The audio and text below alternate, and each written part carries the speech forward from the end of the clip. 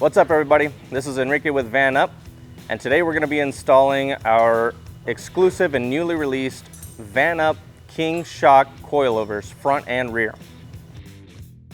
Just a quick disclaimer, please make sure to watch the entirety of this video before installing this product. If you have any questions at all, feel free to give us a call or email us at sales@vanupoffroad.com. If you do get to a point where this installation might just be a little bit too much, feel free to check out one of our installation centers in Davis, California or Mesa, Arizona.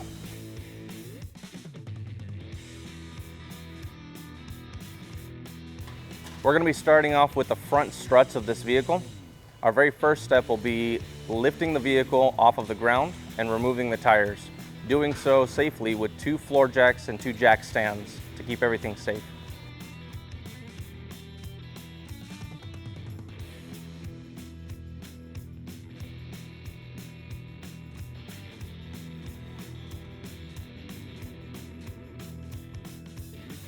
After the wheel and tire have been removed from the vehicle, our very next step after that is to remove our wheel speed sensor. Our wheel speed sensor is located right in front of your stock strut, connected to the hub. It's the only wire and cable that's attached to the back of your strut and to your hub assembly. Now the reason we're removing that is to not cause any damage to the sensor itself in the process of removing the stock strut and installing our new coilover. However, before removing our wheel speed sensor, we do have to disconnect the battery of the van to not trigger any check engine lights. But follow me to the driver's side and I'll show you exactly where to disconnect the battery from. Now once you reach your driver's side floor panel, there's a little cover up back here. There's 3 clips on it, 2 on the side and 1 at the bottom. Once you pull those clips off, the whole panel comes off. Now there's a clip at the bottom and 2 clips on the side. Behind this panel, there's a ground stud sticking out of the firewall with a quick disconnect ground cable attached to that stud. There's a push button at the top of the quick disconnect ground cable. Depress that button and pull the cable off of the ground stud on the firewall, and that kills the power to the whole van, at least the chassis side.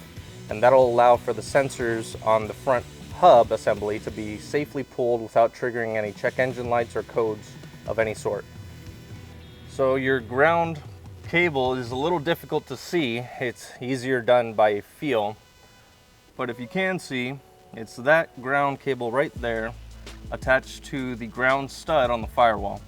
Now all I'm going to be doing is depressing the top of that ground cable and pulling it clean off of my ground stud, and here you can see the cable in my hand with the red quick disconnect button at the top. After that's been done, now you are safe to pull your sensors from your hub assembly and your struts without popping any codes. Next, we remove our wheel speed sensor from our hub assembly. There's 1 screw at the top holding it in. It's an E-torque screw, and the tool to take it off is an E8.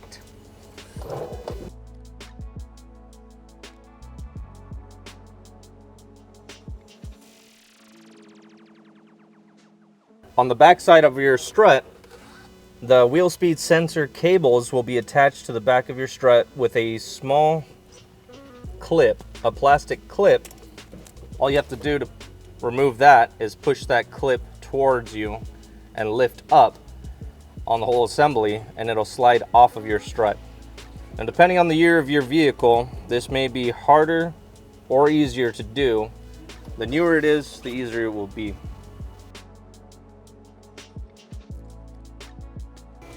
With the wheel speed sensor safely out of the way, we're going to be removing our front strut with a 21mm socket and a 21mm box wrench on these 2 large bolts right here in the front.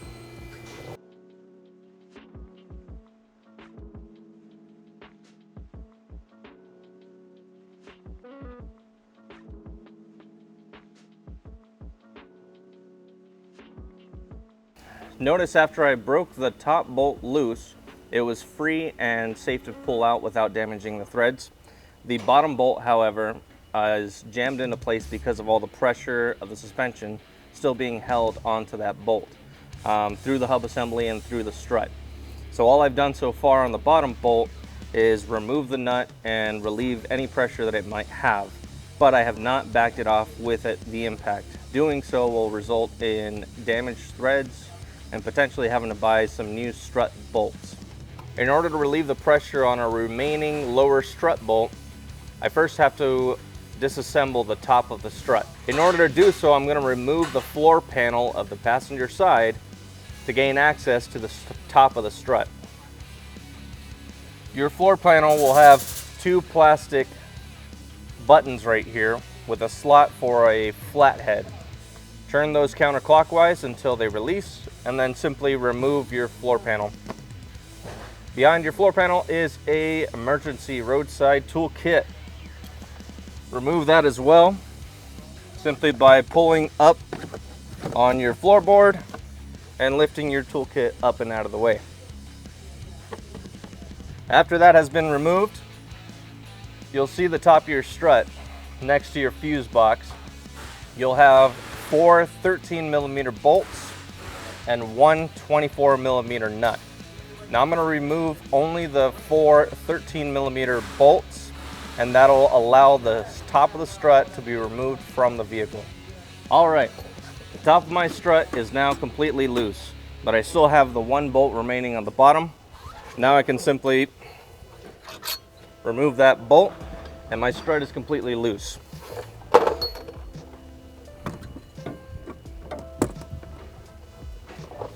And there we go. That's how you remove a stock strut out of a Mercedes Sprinter van.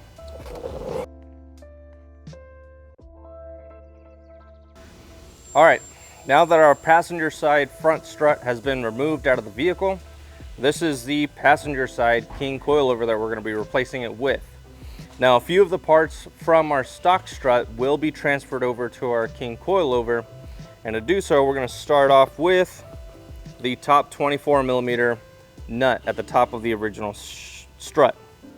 You take your 24mm socket and an impact gun and run that off. It has this washer. Hang on to this washer at the top. That'll be going back on. Your bushing, rubber bushing, will also be going back onto your new strut, and your dust boot. Now, the only part of the dust boot that we're going to be hanging on to is this inside washer that's currently holding our boot onto our strut. To remove it, simply push the rubber off of the metal washer and work your way around until it is removed completely. And this is what it looks like. Now, these 3 parts are the only thing from the stock suspension that we're going to be hanging on to. We will in fact be replacing the nut as well. Now, when you receive your new coilovers, they will be coming with a new top nut. So we are replacing the stock stuff.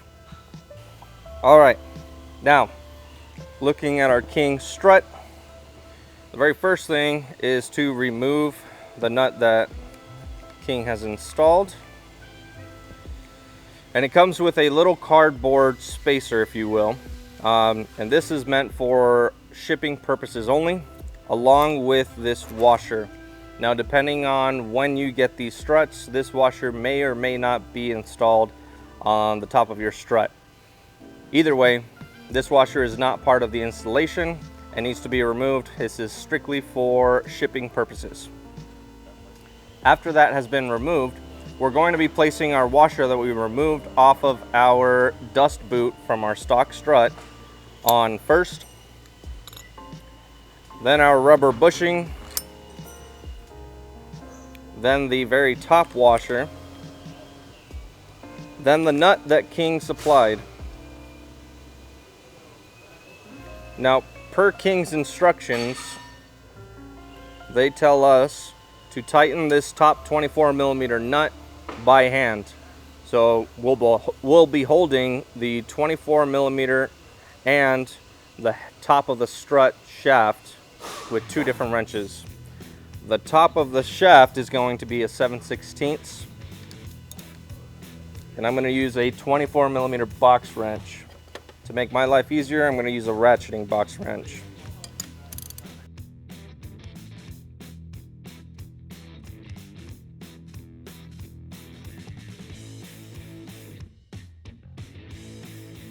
Okay, our strut has been assembled.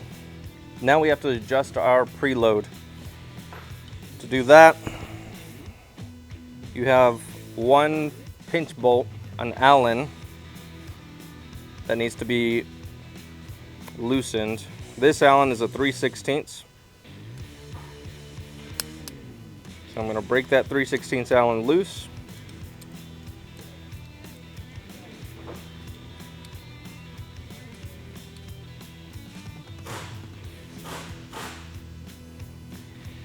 And in every King strut kit or coilover kit, King will provide a preload adjusting tool or ride height adjusting tool.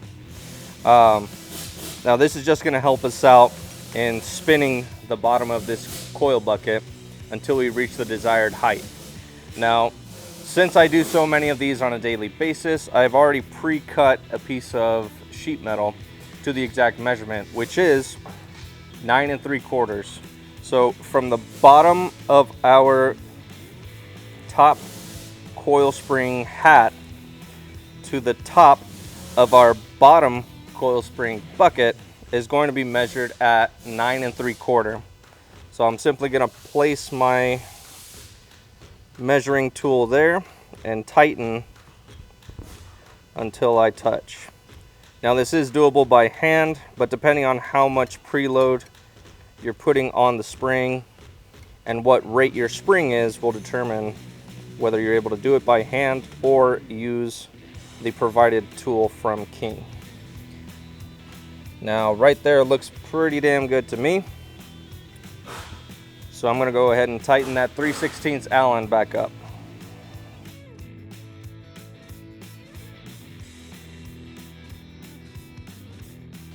All right, now with that done, our front strut has been completely pre-assembled and ready to be installed onto the vehicle.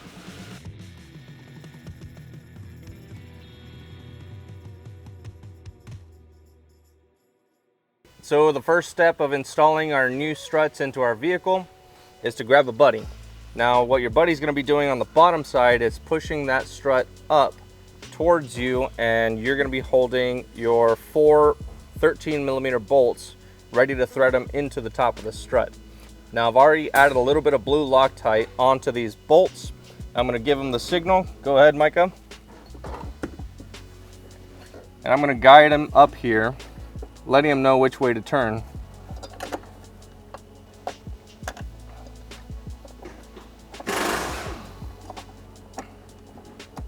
Give her a little twist. Other way. There you go.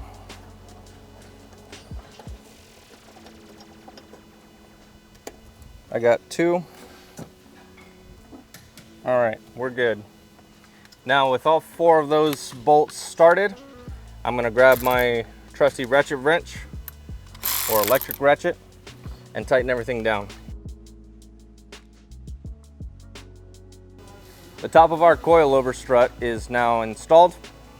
Now I'm gonna get a floor jack down on the bottom side of our hub onto the ball joint. And what I'm doing here with my floor jack is lifting the hub assembly until the 2 holes of our strut line up with the hub. With our jack lifting our hub assembly and all our holes lined up, we're going to send our 2 stock strut bolts back in where they came from, going through our new struts. This bottom bolt is our camber adjustment bolt, and you'll notice it is slotted so it's able to move left to right. After your top bolt has been installed, all you have to do is simply push or pull on the hub assembly until your bottom hole lines up with the hub and you're able to send your bolt through. Now I throw my 21mm nuts on the back side, grab my impact with my 21mm socket and my 21 box wrench, and I snug these down. Now here at VanUp, we do have an alignment rack and an alignment machine. So I'm not going to go too crazy tight on these two strut bolts. I'm going to get them tight enough to where they're not going to fall apart or, you know, collapse under the weight of the van itself. But I'm still leaving them loose enough to where once I get them onto the alignment machine and get the van onto the alignment machine, it's a simple process to disassemble them, get them loose again, align the van properly, and then snug them down good and tight after that. One other thing to note on my bottom strut bolt, since it is my camber adjustment bolt, I'm going to be placing my bolt head in the center of the slot, more or less in the center of the slot. That'll give me a good range of motion once I get this van onto my alignment rack, in case I need to push or pull the hub in or out, depending on where the camber is once we're done.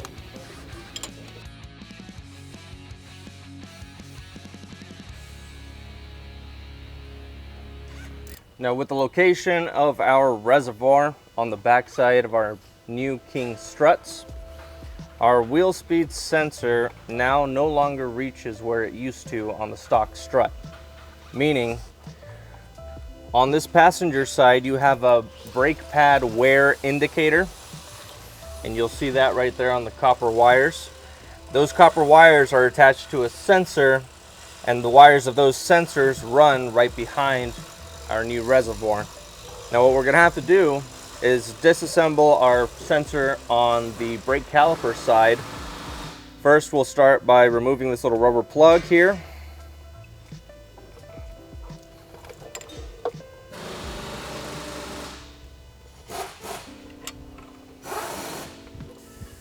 With this rubber plug now removed, I can free up my cable from that rubber and undo the E8 bolt on the back side of this wear indicator sensor. Now this bolt on the back side, which I've already broken loose, is the same bolt size as the one on the front for the wheel speed sensor. So I'm going to remove that bolt, set it to the side, and then the wear indicator sensor will pull apart right here at the copper wires, at the tip of the copper wires, and the cable running into the van. Give it a gentle pull, and that'll separate just like that. Now what our goal is here is to feed our sensor wire towards the rear and through our reservoir and strut body. Once it's fed through the 90-degree fitting on our reservoir and our strut body, we're going to put it right back where it came from. Reattach to the sensor to the wear indicator, replace our E8 bolt, and throw our wire back underneath this rubber cap.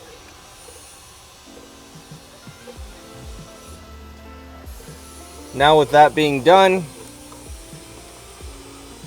our brake wear indicator sensor and our wheel speed sensors will now clip onto the back of our strut.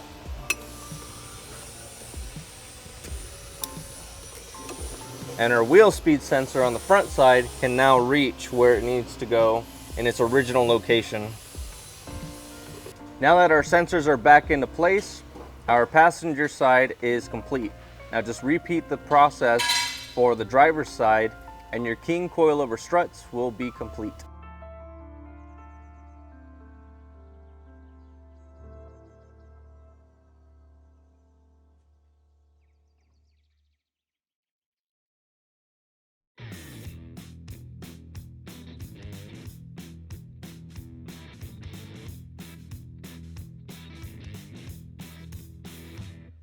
So now that we've covered how to install our King coilover front suspension, and that's complete, we're going to move on to the rear suspension now. So just like we've done in the front, I've already lifted the vehicle and placed it safely on jack stands and removed the tire. Our next step after that is to remove our stock shock, sway bar, and sway bar end links. You need to get those out of the way to get space for our new lower brackets and upper brackets to be placed into their location. To remove the rear shock, I'm going to be using a 21mm socket for the top shock bolt and an 18mm socket for the lower shock bolt. I'll go ahead and do that now.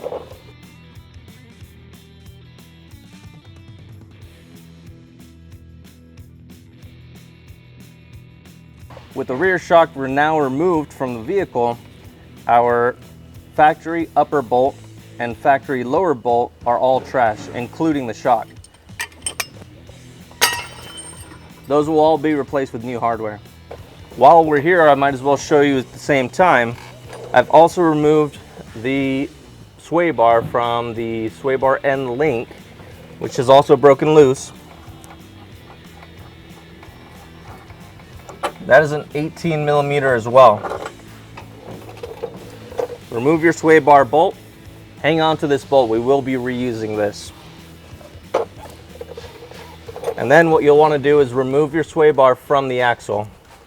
That is a T55 to remove the sway bar from the axle.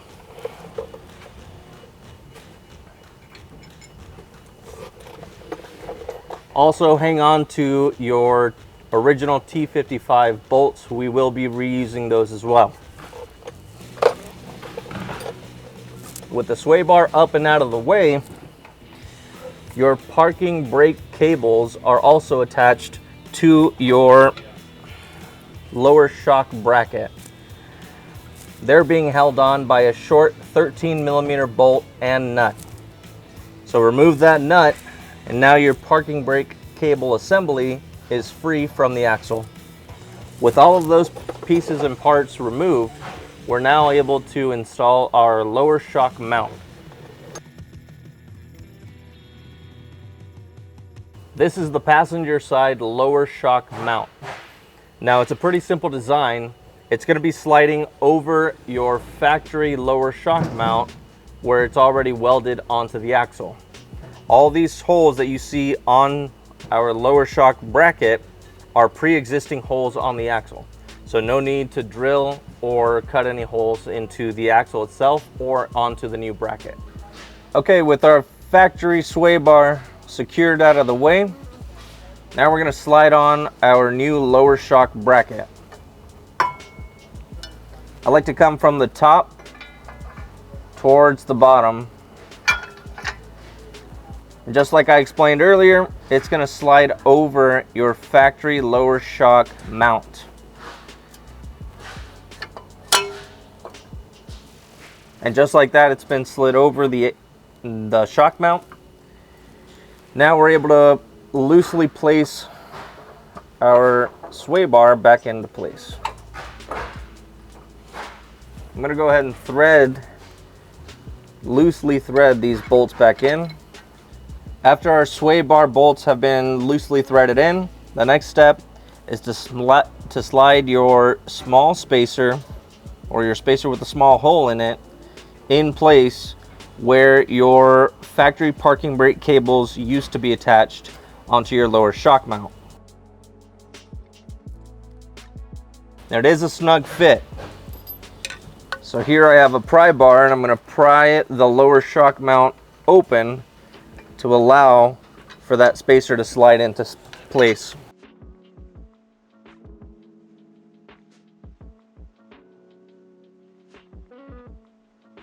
Once your spacer and your bolt are through your new lower shock mount and your factory shock mount, you can place your parking brake cable bracket back onto your new small 13mm bolt. After your small spacer has been installed, next is your larger diameter spacer, inner diameter spacer. That's going to go in the same hole that used to hold your factory lower shock bolt. So at the same time that I'm installing this lower spacer, I do have to install the skid plate at the same time. You have a hole for the new shock bolt, new shock lower bolt, and then a smaller hole for your factory shock bolt.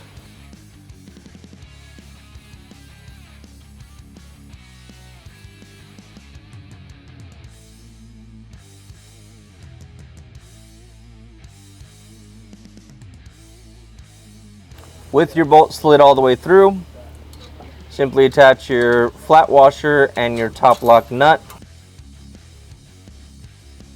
And for now, that's as far as we're going to go with our lower shock bracket. We're going to leave the sway bar, or I'm sorry, the skid plate loose in this fashion until we're ready to compress and place our new coilover, our new King coilovers into place. But for now, we're going to move on to our upper shock bracket. So let's climb on out and head back to the shop chairs for that. Moving on to our upper shock bracket, what I'm holding right now in my hand is the passenger side rear upper shock bracket. You'll notice on the chassis side, you have 3 existing holes. One hole here, one hole here. This is actually your factory top shock bolt hole with the threads on the inside, on the chassis side. And the last hole on the back side is back here. You'll notice on our bracket, we have added a 4th hole to the bracket. All we're trying to accomplish here is to give the bracket itself and the rear coilovers as much strength as possible to endure any terrain that you may be running over. Now, if I place this upper shock bracket into place,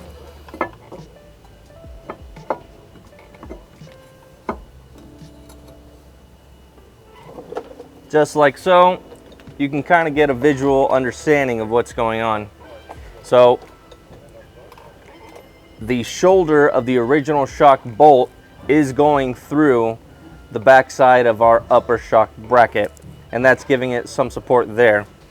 Now we'll be drilling an additional hole right here where my thumb is. We're going to be adding another hole there that'll go straight through the chassis, both sides, the outside and the inside. And then we'll be catching that rear hole and the front hole like I explained a second ago. The front hole is a lot closer to the size that I need on my bracket. So a little bit of trimming is necessary there. We are sizing up the size of the rear hole on our bracket, on the chassis side. So what I'm going to be doing here in a second is lining up my top shock bracket exactly where I want it, and taking a scribe to mark on the chassis where my bracket is going to fall. And I'll be doing a little bit of trimming of the sheet metal, both on the outside and the inside, if necessary, to make room and clearance for the spacers that we'll provide in the kit to go through our bracket and the chassis.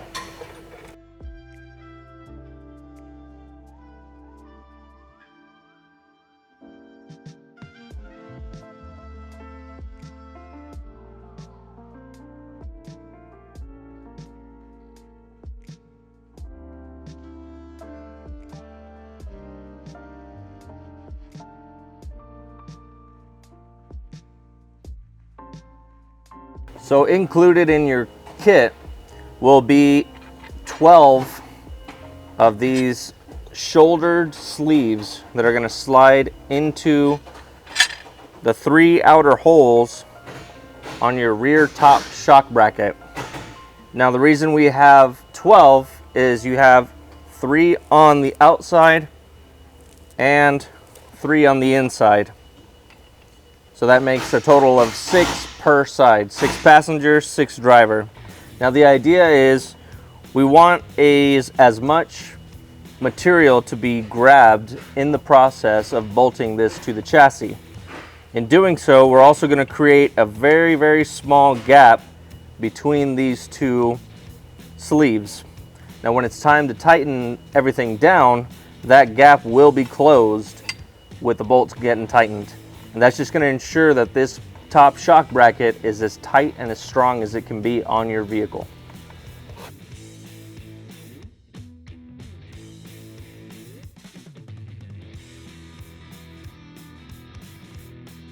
Okay, now that my very front hole and rear hole have been clearanced a little to accept my bracket, I have taken a clamp and temporarily placed my bracket onto the chassis. What I'm going to do next is take one of my sleeves and place it backwards where it's going to be resting. Now what I'm going to do is take a 1/2 inch drill bit, which is the same size as the ID of my sleeve, and just barely touch the very center. What I'm trying to do is create a pilot where a small pilot drill bit can be placed. I'm trying to find the very center of that hole and to create the least amount of wasted materials possible and really maximize the strength of this bracket.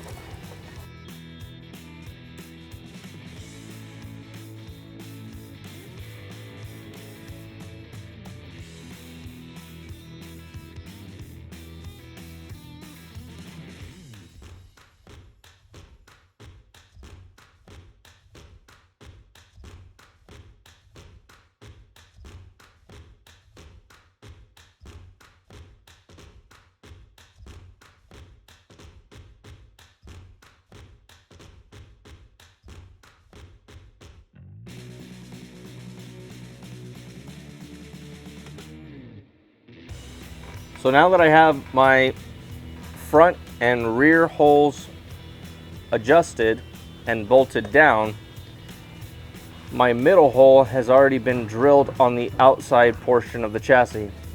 The next step is to take my 1/2 inch drill bit and send it through my outer sleeve to find the center of the inside portion of the chassis. I will be drilling all the way through to make sure I'm right in the center of the sleeve where I need to be. Some chassis vary depending on which model you have on what is going to be behind this inside portion of the chassis. On this particular coach, it's a Passage, Midwest Automotive Passage. There's a large electrical wire right behind where I'm going to be drilling. I just have to be very careful not to puncture that wire in any fashion and safely drill my hole on the inside portion of the chassis. The same precautions were taken for the rear hole and the front hole, just making sure that nothing's in the way, nothing's going to be damaged in the process of drilling. So we'll go ahead and get started now.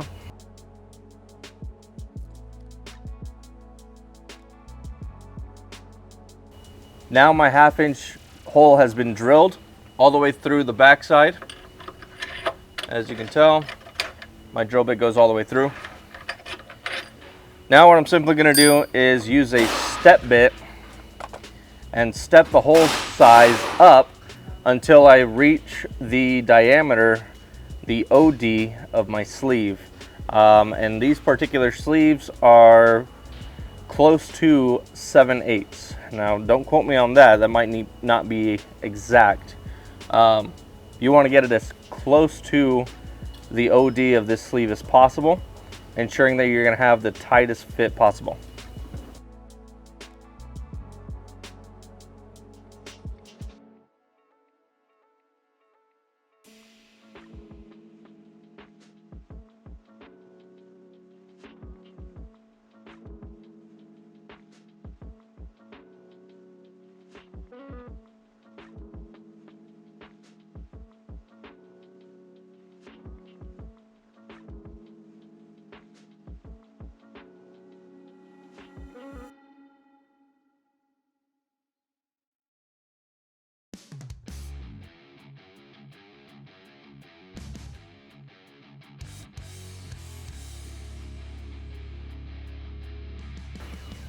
Now that I have my upper shock bracket fully installed, I have my passenger side rear coilover here.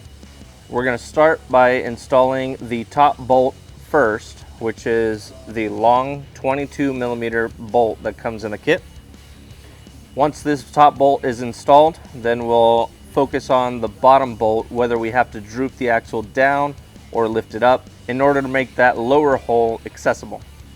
Now before actually installing the top of my coilover into the upper shock bracket, I am going to dab a couple drops of super glue onto this spacer needed for the inside of the top shock bracket. All that's going to be doing is just ensuring that that spacer stays in place without falling on my face.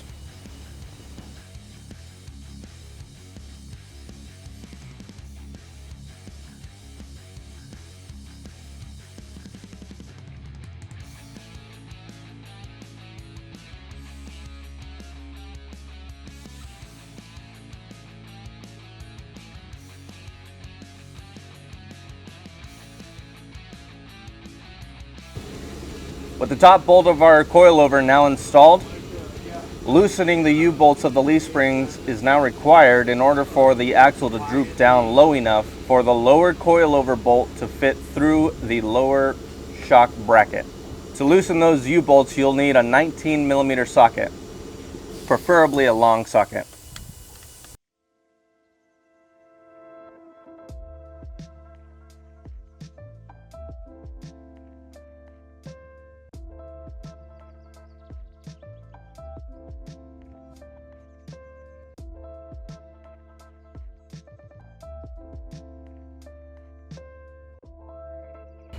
Now that our bottom shock bolt has been installed, we can go through and retighten everything that we've touched so far.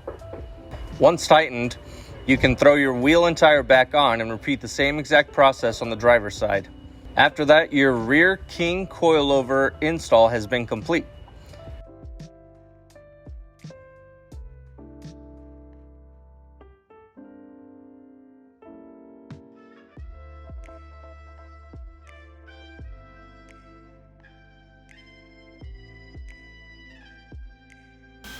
And there we have it. I have my rear passenger side king coilovers installed, along with my front passenger side king coilovers installed. Now I still have to repeat both processes on the driver's side for the front and rear to finish up this vehicle. I would like to touch base on a few notes before we end this video. Now you'll notice on your reservoir on the rear strut, on the rear coilover, it's going to be towards the front of the vehicle. There's a red knob at the top. That's your adjustment for your firmness or stiffness and softness dampening of your coilovers. Now, just like a soda bottle, righty-tighty is going to be more firm, lefty-loosey is going to be softer. And we have figured out a few settings, just general neutral settings for these front and rear coilovers. In the front, I like to click them up firm to 20 clicks. In the rear, I'll click them up firm 10 clicks. And that gives you a really good neutral base to start off with. And then it's up to your discretion if you want to go harder or softer from there. Now, these rear king coilovers were designed to go with the stock leaf springs. So that is the way they were designed from King. If you wanted to increase the weight capacity of your vehicle, you could replace the leaf springs as well on top of doing the coilovers. But for the time being, the King coilovers is a fantastic option. Now, one last note, depending on your wheel and tire setup, you may or may not require wheel spacers in order to clear the coils of your new coilovers. This customer in particular is running 275/70/17 tires, meaning they are wider, a lot wider and taller than his stock tires that he originally had. So this vehicle did receive some wheel spacers just to space that tire out away from any coil springs that we just installed. Just like any other suspension, you will need an alignment after you're done installing your King coilovers. Well, that kind of wraps everything up for us today. Thank you so much for tuning. Check out our King coilovers available on the VanUp website. The link will be in the bio. Have a good one.